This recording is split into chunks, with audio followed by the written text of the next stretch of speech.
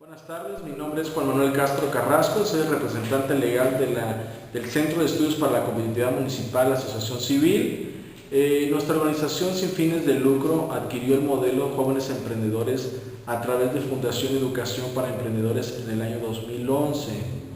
El principal objetivo de este taller es básicamente que el emprendedor sea capaz de conocer y aplicar las herramientas para el desarrollo de habilidades empresariales que le permitan realizar un plan de negocios y de alguna manera facilitar su acceso a una incubadora de empresas.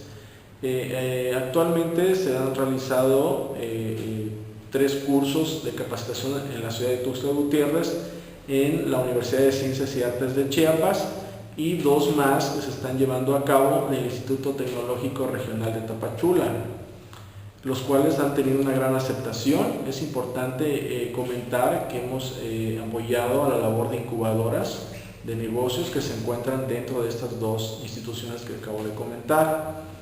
Me gustaría agradecer a la Secretaría de Economía y a la Fundación Educación para Emprendedores todos los apoyos brindados en la transferencia de este modelo que ha sido de una gran importancia para el modelo. Asimismo, esperamos contar con el apoyo para seguir con esta gran labor en beneficio de los emprendedores del estado de Chiapas.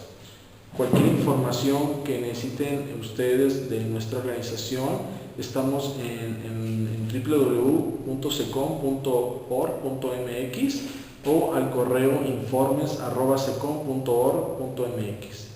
Agradezco su atención y les envío un cordial saludo.